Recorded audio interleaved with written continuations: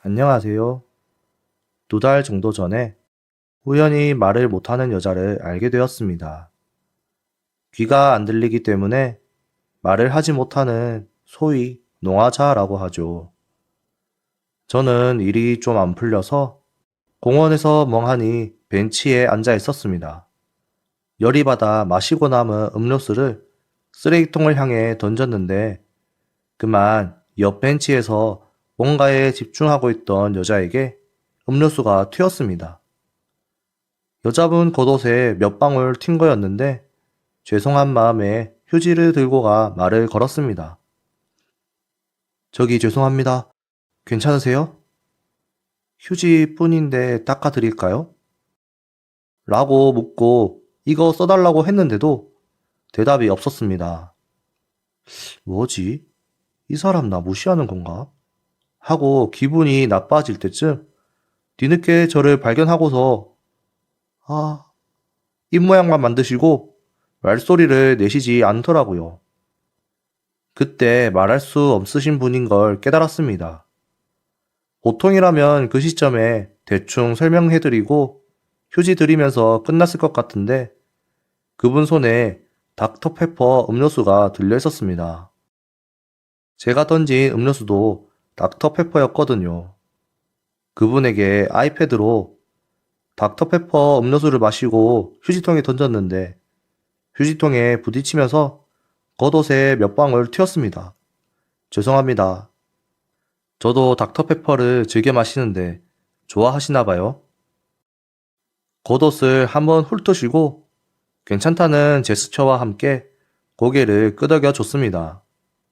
저는 살면서 단 한 번도 헌팅 같은 거 해본 적 없고 다만 말을 못하는 사람은 어떤 걸까 하고 약간의 관심이 있었던 것 같습니다. 몸이 불편하신 분을 차별하거나 무시하거나 그런 마음이 있었던 건 아니고 그냥 순수하게 관심이었습니다. 그분도 저에게 폰에 글을 써서 말을 걸어줬습니다.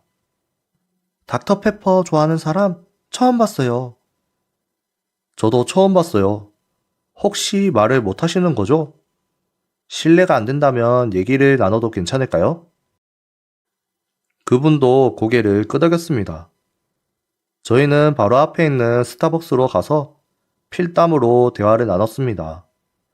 한 30분 정도 필담으로 대화를 해본 소감은 솔직히 너무 별로였습니다.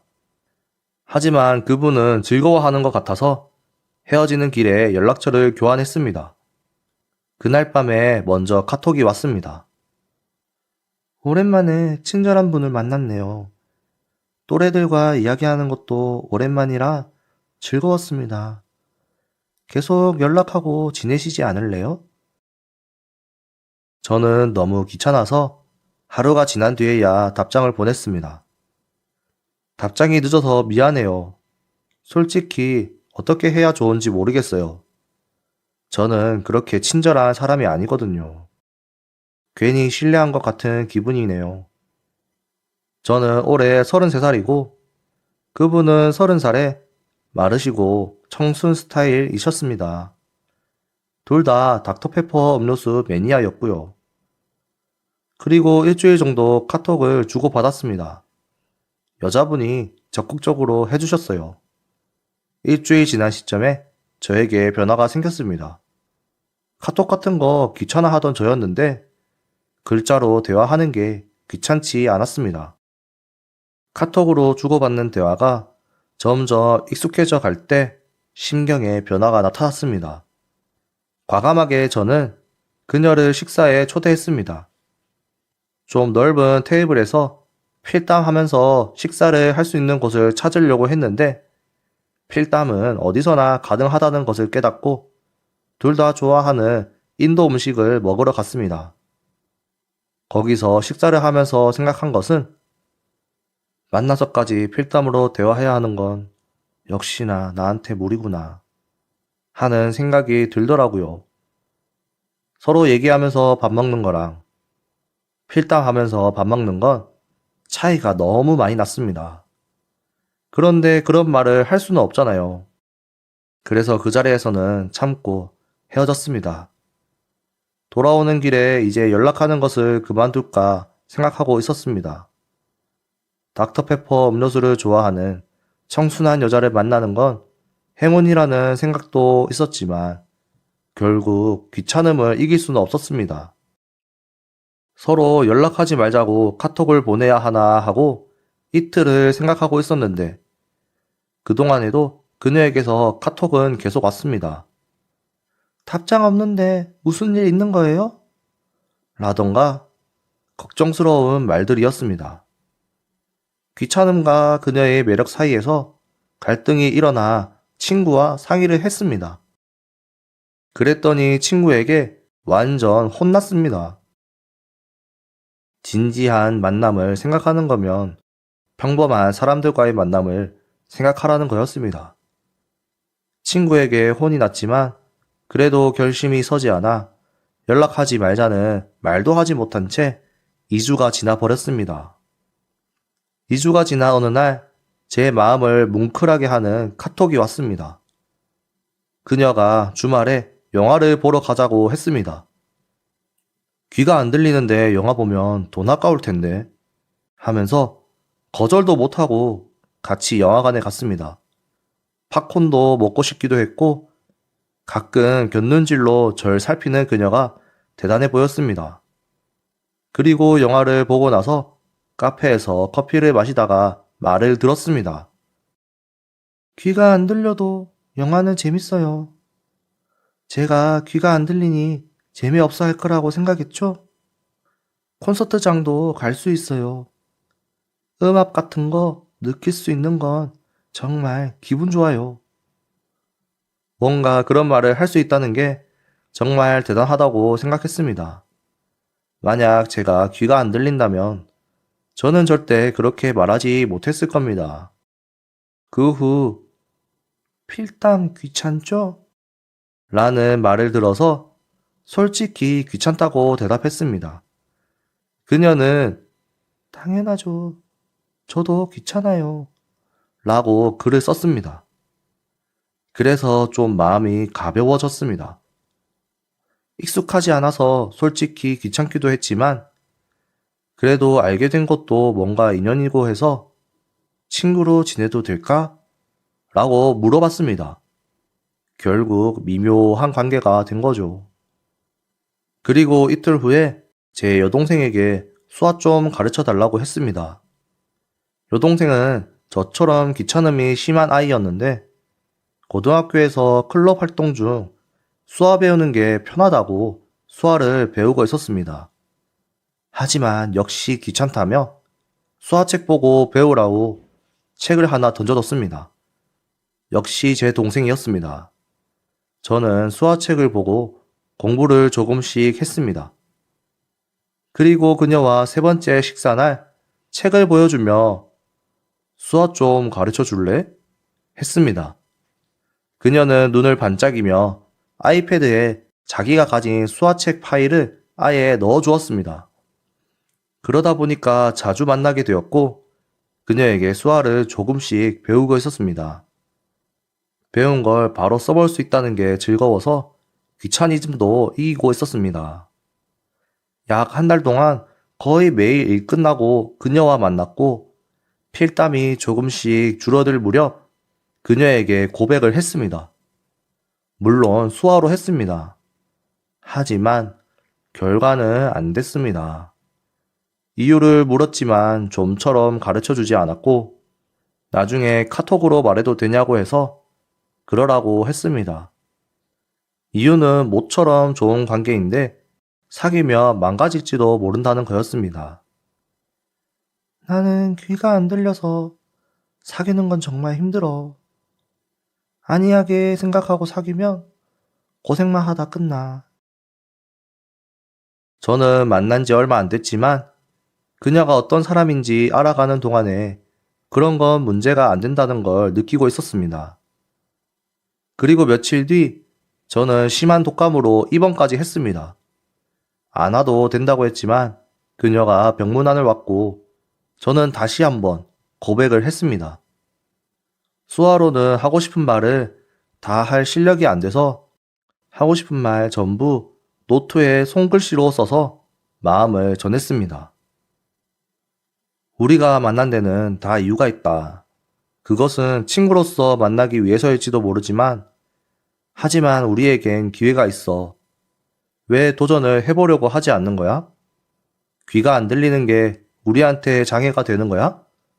내 마음은 100% 전달되잖아. 그러니까 나랑 사귀어줘. 라는 식의 글을 썼습니다. 그녀는 계속 눈물을 흘렸습니다. 제 고백의 결과는 다행히 성공이었습니다. 그 다음부터는 수학 공부를 계속하고 평범한 커플처럼 데이트하고 지냈습니다. 문제는 그녀의 아버지입니다. 그냥 잠깐 만나는 사이 아냐? 결혼할 생각으로 만나는 거 아니면 빨리 헤어져! 이런 식의 대화가 있었다는데 정말 속상했습니다. 결혼을 생각하기엔 사실 만난 지도 얼마 안 됐고, 그래도 그녀와의 사이는 좋았습니다. 그녀도 저도 진심으로 좋아했기에 혼자 있을 땐 생각이 많아졌습니다. 그리고 저도 그녀도 입 밖에 내진 않았지만 불안한 나날을 보내고 있었습니다. 저는 무수한 생각 끝에 제 진심을 그녀의 부모님께 말씀드려야겠다고 결심을 했습니다. 며칠 뒤 그녀와 함께 그녀의 집으로 갔습니다. 어머니께서 반겨주셨는데 어머니는 느낌이 굉장히 좋았습니다. 싱글벙글 하시며 추웠지? 라고 말해주시는 게 상냥하셨습니다. 그리고 문제의 아버님은 거실에서 하고 앉아 계셨습니다. 물론 표정은 험악했습니다. 제가 아버님께 제가 오늘 온 이유는요, 말이 끝나기도 전에 아버님께서 말씀하셨습니다. 딸을 30년 동안 힘들게 키워왔어. 귀가 안 들리는 건 자네가 생각하는 것보다 훨씬 힘든다네. 앞으로 평생 참으면서 함께 살 자신이 있는가? 라는 말을 하셨습니다. 저는 그녀와 함께 대화를 하고 싶어서 최대한 수화를 써가면서 아버님께 말씀드렸습니다. 솔직히 지금 시점에서 결혼을 언제 할지는 모르겠습니다. 아버님 걱정대로 헤어질 수도 있습니다. 하지만 그건 둘의 마음이지 귀가 안 들리는 건 문제가 되지 않습니다. 그랬더니 역시나 혼났습니다. 그만한 각오로 딸과 사귈 생각이야. 그러다 헤어지면 우리 딸만 불쌍하지 않나? 어머니께서도 말씀하셨습니다. 다만 아버님에게 말씀하셨어요. 귀가 안 들리는 거 상관없다고 하잖아요. 그런 걸로 한 번도 말하지 않았다는데 지금 귀가 안 들리는 걸 신경 쓰는 사람은 당신뿐이야. 라고 말씀하셨습니다. 그래도 아버님은 좋아서 만나는 것만으로는 안 된다며 막무가내로 우기셨습니다. 저도 인내심이 폭발하여 한마디 했습니다. 그럼 어쩌라는 거예요? 제가 무직이고 수입도 없이 바람 피우는 남자라면 마구잡이로 말해도 괜찮습니다. 하지만 일도 하고 있고 수입도 평범하게 있고 바람 피우지도 않았고 진심으로 소중하게 생각하고 있습니다. 지금 저는 따님을 생각하는 마음뿐입니다.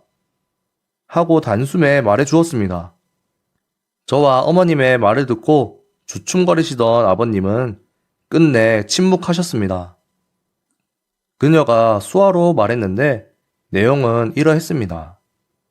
아빠, 남자친구 수화 배운 지 아직 한 달 정도밖에 안 됐는데 이렇게나 말을 잘 하고 있어. 이렇게 되기까지 얼마나 연습했을지 아빠는 잘 알 거야. 이런 모습을 보면 남자친구는 정말 진심이라는 거 알 수 있어. 나는 결혼한다면 위선자와는 결혼하고 싶지 않아. 솔직하게 결혼은 모른다고 말해주는 사람과 하고 싶어. 말하는 내용도 기뻤지만 그것보다 훈련을 해도 발음이 좋지 않기에 소리내어 말하는 걸 콤플렉스처럼 느끼는데 소리를 내면서 흐느끼며 아버지에게 말하는 모습을 보였습니다. 아버님은 딸이 목소리 내는 걸 정말 오랜만에 들었다며 지금까지 저를 시험해 보는 의미도 있기에 강하게 말한 부분도 있다며 정말로 힘들 텐데 후회 안 하겠나? 라는 질문을 마지막으로 하셨습니다. 저는 남자답게 말씀드렸습니다. 그건 모르겠습니다. 그래도 진심으로 행복하게 해주겠다는 생각만은 정말 확실합니다. 처음으로 아버님께서 고개를 숙이시며 우리 딸 잘 부탁하네 라고 하셨습니다. 그리고 같이 밥 먹고 여러 가지 질문 공격을 받았지만 나름 답변을 잘 해드린 것 같았습니다. 그리고 돌아오는 길에 여자친구가 배웅해줬는데 처음으로 소리내어 사랑해요 라고 말해주었습니다. 발음은 안 좋아도 저는 확실히 들었습니다.